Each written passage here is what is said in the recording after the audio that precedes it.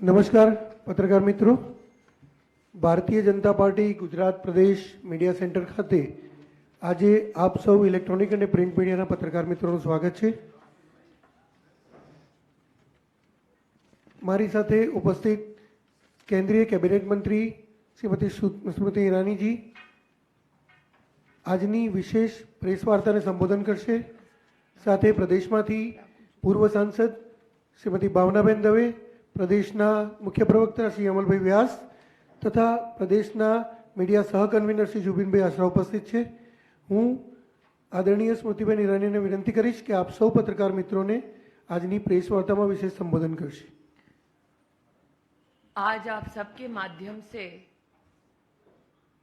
गुजरात की पुण्य धरा से हर गुजराती का प्रथम चरण में मतदान करने के लिए सर्वप्रथम भारतीय जनता पार्टी की कार्यकर्ता होने के नाते मेरे संगठन की ओर से मैं आभार व्यक्त करती हूं.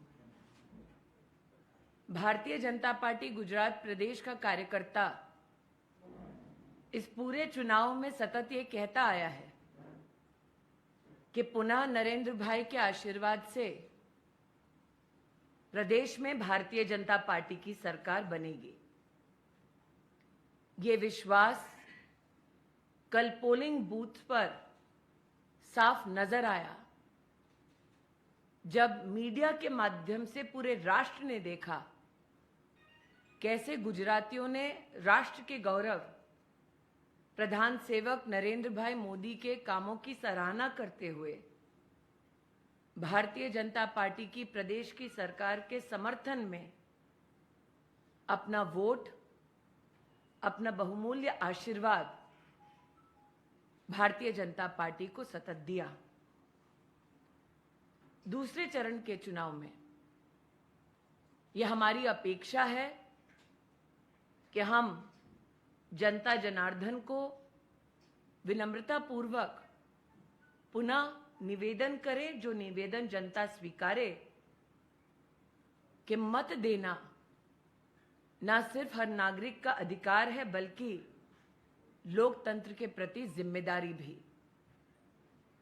विशेष रूप से गुजरात की जो महिलाएं इस जिम्मेदारी का निर्वहन करेंगी वो भाजपा के संकल्प को भलीभांति जानती हैं कि पुनः सरकार बनाने के बाद प्रदेश में भाजपा की सरकार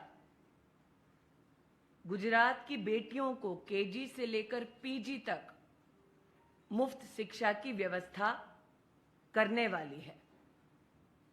साथ ही गुजरात की महिलाएं ये जानती हैं कि कक्षा 9 से लेकर 12 तक बेटियों को पुनः सरकार बनाने के बाद मुफ्त की साइकिल भी प्राप्त होने वाली है. ये भी अभिनंदनीय है कि गुजरात की महिला इस बात का समर्थन करती है कि जो ईडब्ल्यूएस श्रेणी की हमारी बेटियां हैं उनका मेरिट लिस्ट में आने के बाद ये अधिकार बनेगा कि वो मुफ्त की इलेक्ट्रिक स्कूटी भाजपा सरकार द्वारा प्रदेश में प्राप्त करें. विशेषतः जो हमारी सीनियर सिटीजन बहनें हैं उनको यातायात की दृष्टि से पूरे प्रदेश में पुनः भारतीय जनता पार्टी की सरकार बनने के बाद यातायात की बस में मुफ्त सुविधा भाजपा की सरकार दिलवाएगी. ये जानकर ऐसी बहनें आनंदित हैं. और विशेषतः पारिवारिक दृष्टि से जनता के मध्य में जब हम जा रहे हैं तो जनता जनार्दन भाजपा के संकल्प की भी सराहना कर रही है कि आयुष्मान भारत की योजना के अंतर्गत एक तरफ भारत सरकार 5 लाख रुपए तक का स्वास्थ्य का संरक्षण दे रही है, दूसरी ओर पुनः भाजपा की प्रदेश में सरकार बनाने के बाद ये राशि 5 लाख से बढ़कर भाजपा की प्रदेश सरकार 10 लाख रुपए कर देगी। इन सभी संकल्पों के चलते सरकार के प्रगतिशील और विकास के पथ पर सुदृढ़ भूमिका के चलते मैं गुजरात में ऐतिहासिक जीत हो ये संकल्प पूर्ण करने के लिए जनता जनार्दन का आभार व्यक्त करती हूं। આજે હું આપ સૌની વચ્ચે ગુજરાતની પ્રજાને ભાજપની કાર્યકર્તા બની આભાર અને અભિનંદન વ્યક્ત કરવા ઈચ્છું છું। ભાજપના કાર્યકર્તાઓ વારંવાર કહેતા કે ફરી એકવાર અમે ગુજરાતમાં સરકાર બનાવીશું અને કાલે જ્યારે પ્રથમ ચરણની વોટિંગ થઈ ત્યારે આપ સૌ સાક્ષી છો કઈ રીતે ગુજરાતની પ્રજાએ પોલિંગ બૂથ પર આવી મત આપી ફરી એકવાર વિશ્વાસ વ્યક્ત કર્યો છે કે ગુજરાતની જનતા ઈચ્છે છે કે ભાજપની સરકાર બને। આવનારા 5 તારીખે બીજા રાઉન્ડ થશે વોટિંગની। એમાં અમે ભાજપના કાર્યકર્તાઓ નિવેદન કરીએ છીએ કે વોટર્સ પોતાનું મત આપી અધિકારની સાથે સાથે જે અમારી લોકતંત્ર પ્રત્યે જવાબદારી છે એને પણ અમે લોકો પૂર્ણ કરીએ। ગુજરાતની બહેનોએ વિશેષ ભાજપના સંકલ્પ પત્રમાં કેજી થી લઈ પીજી સુધી દીકરીઓને મુફ્ત શિક્ષણ આપનારી અમારા સંકલ્પને બહુ જ સમર્થન આપ્યું છે। વિશેષ ધોરણ 9 થી માંડીને 12 ધોરણ સુધી અમારી દીકરીઓને મફતની સાયકલ મળશે। આ સંકલ્પ સાંભળીને પણ ગુજરાતની બહેનોએ ખૂબ જ આશીર્વાદ નરેન્દ્રભાઈને અને ભારતીય જનતા પાર્ટીને આપ્યું છે। સાથે સાથ ઈડબ્લ્યુએસ કેટેગરીમાં જે દીકરી મેરિટ લિસ્ટમાં નામ જોડાવશે એને મફતની સ્કૂટી મળશે। આ સાંભળીને પણ ઘણી બધી આપણી દીકરીઓ આનંદિત થઈ છે। ભારતીય જનતા પાર્ટીની સરકાર ફરી એકવાર ગુજરાતમાં બનાયા પછી અમારી વડીલ બહેનોને ગુજરાતના બસીસમાં મફત યાતાયાત કરવા મળશે। આ પણ વડીલ બહેનો માટે આનંદ અને સુખની વાત છે। પારિવારિક દૃષ્ટિથી ગુજરાતીઓએ ભાજપને અને ભાજપના નેતૃત્વને અભિનંદન આપ્યું છે કે મુખ્યમંત્રી શ્રીના નેતૃત્વમાં જે વડાપ્રધાનશ્રીની આયુષ્માન ભારત યોજનામાં હમણાં 5 લાખ રૂપિયા અપાઈ રહ્યા છે એ ગુજરાત પ્રદેશમાં ભાજપની સરકાર બનાયા પછી આ રાશિ 10 લાખ સુધી થઈ જશે। ભાજપના આ સંકલ્પો અને વિકાસ હેતુ ભાજપના કાર્યોને જોઈ ગુજરાતની પ્રજા જે માન સન્માન અને પ્રેમ નરેન્દ્રભાઈને આપે છે ભાજપને આપે છે આ બદલ અમે બધા કાર્યકર્તાઓ ગુજરાતની પ્રજાના આભારી છીએ। ફરી એકવાર ગુજરાતમાં ભાજપ સરકાર હવે માત્ર ભાજપના કાર્યકર્તાઓનું સંકલ્પ નથી આખા ગુજરાતનું संकल्प बनी गયું છે। अब मीडिया के जो भी मित्र प्रश्न पूछना चाहें the floor is open for questions.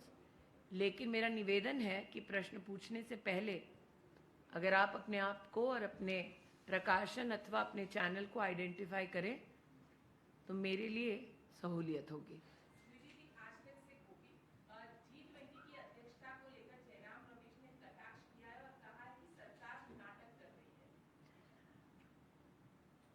एक अंतर्राष्ट्रीय जिम्मेदारी जो भारत के वैभव को विश्व के सम्मुख प्रस्तुत करने का हर हिंदुस्तानी को मौका देता है। एक अंतर्राष्ट्रीय संकल्प जो भारत के सांस्कृतिक वैभव और वसुधैव कुटुंबकम के चिंतन को प्रदर्शित करता है। अगर भारत का ये संस्कार,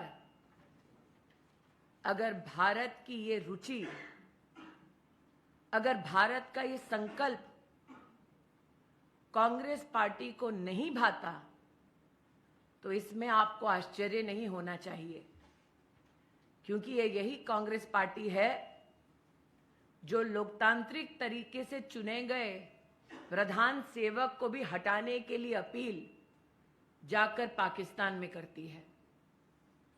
मैं रिपब्लिक भारत से अखिलेश यादव ने रामपुर में आजम खान के मुकदमे दर्ज हुए, उसको लेकर योगी आदित्यनाथ का निशाना साधा। मेरा आग्रह है कि पहले अगर गुजराती मीडिया कोई पूछना चाहे वो पूछें। हमारा घरना लोगों ने एक सेकंड प्रदीप भाई बोल ही रहा हूँ। उसके बाद अगर राष्ट्रीय मुद्दों पर अगर आप पूछना चाहें तो उचित होगा। हाँ, विकास जी गुजरात से संबंधित है। हाँ जी, अशोक गहलोत ने कहा है कि कांग्रेस एक मुख्यमंत्री और 3 डिप्टी सीएम अलग-अलग बिरादरी की कास्ट के बनाएगी। जिनसे पायलट साहब संभाले नहीं जाते वो गुजरात की चिंता छोड़ दें तो बेहतर है। हाँ, તમે ગુજરાતીમાં બોલી શકો છો। હા જી, વિકાસને નથી આવડતી, તમને તો આવડે છે। હા બોલો। Okay, thank you. ગઈકાલે જે મતદાન થયું અને એના જે કંઈ આંકડા છે અને શરૂઆતથી જે મતદાનનો 15% સુધીનો હતો અને પછી એકદમ જોક થયો અને 5 વાગ્યા સુધી 50ની આજુબાજુ 63% આમ કહેવામાં આવે, 63.4%। તો આ હા જી, ઓછું મતદાન કહેવાય કે નહીં? જે રીતે આપણો જથ્થામાંથી પ્રચાર મને એવું લાગે છે કે આજે અમે જ્યારે મતદાતાઓને અપીલ કરીએ છીએ, આ અપીલ આ જાણી જોઈને કરીએ છીએ કે અમને ખબર છે કે ભાજપની સરકાર આવવાની છે, તેમ છતાંય અમારી અપીલ છે કે મત આપવું માત્ર અધિકાર નથી, અમારી જવાબદારી પણ છે। તો જેને જેને કાલે આપણી જવાબદારી ભજવી છે એમના માટે વિશેષ અભિનંદન। અને આવનારી સેકન્ડ રાઉન્ડમાં મારી ફરી એક હું નિવેદન બધાને કરું છું કે આપ સૌ મળીને એક એક મત લોકતંત્રને સશક્ત કરે છે। એટલે જ આપને કહેવા આજે આવી છું કે આપ પ્લીઝ મત કરો, કારણ કે આ એક લોકતાંત્રિક સંસ્કાર છે જે આવનારી પેઢી માટે પણ બહુ લાભદાયક થશે। હા ચિંતનભાઈ બોલો।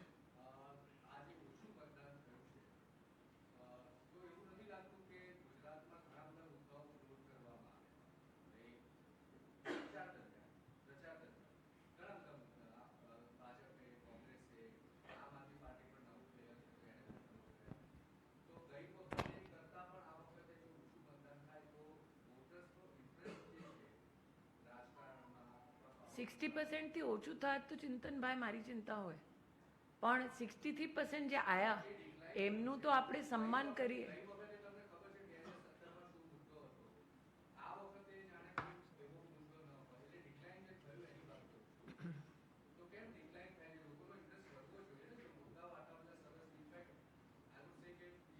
એમ પણ શક્યતા છે કે લોકોને ખબર છે કે ભાજપ આવવાની જ છે, પણ મારે એમ લાગે છે કે આપણે ફરી એકવાર આપણી શું જવાબદારી છે કે અમે લોકોને કહીએ કે જો અમને એવું લાગે છે કે આપને વોટિંગ ડીપ થઈ છે તો પ્લીઝ સેકન્ડ રાઉન્ડ બાકી છે, આપ સૌ આવીને વોટની અપીલ અમે કરીએ છીએ। આ વડાપ્રધાનશ્રીની પણ અપીલ જુઓ તો એમને શું કહ્યું કે ભાઈ મત આપવું અધિકાર છે પણ જવાબદારી પણ। અને જ્યારે આપ મુદ્દાઓની વાત કરો છો તો ચિંતનભાઈ સાચી વાત એવી છે કે મુદ્દાઓ ઠોસ તો અમે લઈને આવ્યા, વિપક્ષે કયો ઠોસ મુદ્દો આપ્યો છે? આપ કોંગ્રેસની વાત કરો છો તો કોંગ્રેસે તો નરેન્દ્રભાઈને ગાળો આપતા એ છોડી બીજા કયા ઠોસ મુદ્દા ઉપર આ લોકો લડ્યા છે?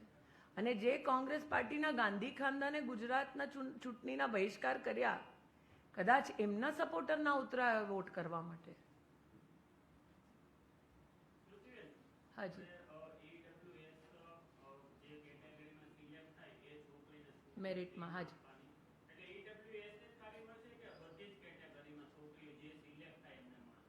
ईडब्ल्यूएस કેટેગરી માટે સ્પેસિફાઈ કરાયું છે સંકલ્પ પત્રમાં. स्मृति जी, मेरा सवाल मैं गुजरातियों ने કહ્યું कोई पूछ नहीं रहा है। नहीं कोई बात नहीं, वो पहला अधिकार उनका यहाँ पे. हाँ जी. योगी आदित्यनाथ का नाम लिए बिना अखिलेश यादव ने जो आजम खान पर मुकदमे दर्ज है उसको लेकर कहा है कि एक फाइल मेरे पास भी आई थी मौजूदा सीएम की, लेकिन मैंने उसको लौटा दिया. इस बयान के मायने आप क्या, क्योंकि वो ये कह रहे हैं कि हम राजनीतिक नफरत नहीं करते, नफरत की राजनीति नहीं करते. देखिए, राजनीति और राष्ट्रनीति में और कानून में जिनको अंतर नहीं पता और विशेषतः जो अपनी राजनीतिक लोकप्रियता के लिए कोई भी स्टेटमेंट देते हैं, उनके संदर्भ में टिप्पणी करना भी व्यर्थ है. मुझे ऐसा लगता है कि वो स्वयं कितने निष्क्रिय एक राजनेता रहे और उनके चलते प्रदेश को कितनी हानि हुई, ये प्रदेश की जनता ने जानते हुए समझते हुए ही भारतीय जनता पार्टी की सरकार बनाई. तो जो साफ हो चुके हैं प्रदेश से और उसकी राजनीति से, उनके ऊपर अमर्यादित टिप्पणी की आप मुझसे अपेक्षा ना करें. यूपी के दोनों डिप्टी सीएम को वो ऑफर भी दे रहे हैं, कह रहे हैं कि 100 से विधायक आप सोच सकते हैं कि उनकी क्या लाचारी है कि खुद जीतने का दम नहीं रखते. और भारतीय जनता पार्टी का जो कार्यकर्ता है उसके समक्ष इस प्रकार की उचित टिप्पणी करना उनके संस्कार जताता है. एक आखिरी सवाल, आज ऐसा लगेगा कि आप ही के चैनल का इंटरव्यू कर रहे हो. हाँ जी. उसका मैं चिंतन भाई को गुजराती में दे चुकी हूँ जवाब. अब हिंदी में बोल देती हूँ कि इस पूरे चुनाव में गांधी खानदान ने गुजरात के चुनाव का बहिष्कार किया. कहीं ऐसा तो नहीं कि उनके कार्यकर्ताओं ने, उनके वोटर्स ने कांग्रेस का बहिष्कार किया है. भारतीय जनता पार्टी के कार्यकर्ता होने के नाते हम बार बार कह रहे हैं कि आप मत को, वोट को मात्र अधिकार की दृष्टि से ना देखें, जिम्मेदारी की दृष्टि से देखें. लेकिन जो 63% वोट करने आए वो विशेष अभिनंदन के अधिकारी हैं. मैं पुनः कहती हूँ, आप सभी मीडिया के मित्रों ने कल कई पोलिंग बूथ्स पर जनता जनार्दन के इंटरव्यूज भी किए. ओवरवेलमिंगली जनता ने आपको कहा कि हम भारतीय जनता पार्टी को वोट दे रहे हैं. इसलिए भारतीय जनता पार्टी के लिए आनंद का विषय है कि जितने भी ओवरवेलमिंगली वोट्स पड़े वो भारतीय जनता पार्टी का जो संकल्प है उसी को प्रदर्शित करते हैं. चुनाव न सिर्फ भाजपा लड़ रही है बल्कि गुजरात की जनता भी मोदी के समर्थन में इस चुनाव में उतरी है.